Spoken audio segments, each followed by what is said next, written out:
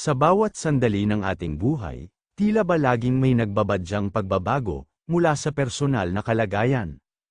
sitwasyon sa pamilya, hanggang sa estado ng mundo, mga pagbabagong maaaring magdala ng ligaya o kalungkutan, katiyakan o kawalang katiyakan, isang katotohanang matibay at nagbibigay ng pag-asa ang dapat nating isapuso. Ang Diyos ay hindi nagbabago, ang kanyang pag-ibig ay walang hanggan, at ang kanyang mga pangako ay laging tapat, kaya kahit gaano pa kadalas o kabilis ang pagbabago sa ating paligid, mayroon tayong matibay na sandigan na hindi tayo iiwanan o pababayaan.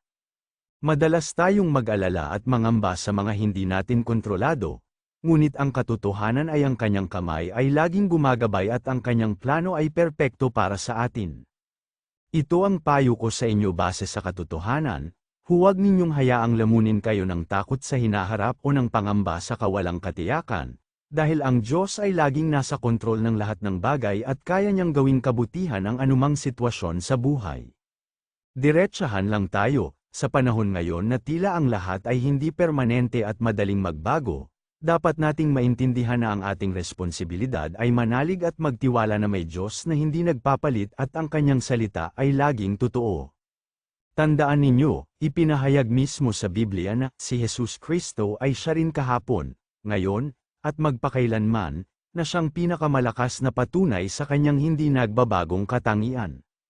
Huwag ninyong sayangin ang inyong buhay sa paghahanap ng katiyakan sa mga bagay na panandalian lamang o sa pagtitiwala sa mga taong madaling magbago ang isip.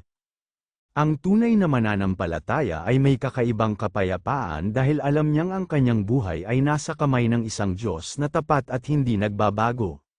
Sa huli, mare-realize ninyo na ang pinakamahalagang bagay ay hindi ang kalagayan ng mundo, kundi ang kalagayan ng ating puso sa harap ng Diyos. Kaya simula ngayon, manalig kayo sa kanyang hindi nagbabagong pag-ibig, yakapin ang kanyang mga pangako, at hayaan ninyong ang kanyang katapatan ang maging sandigan ninyo sa lahat ng pagbabago, dahil iyan ang tanging paraan upang mamuhay ng may tunay na seguridad at pag-asa.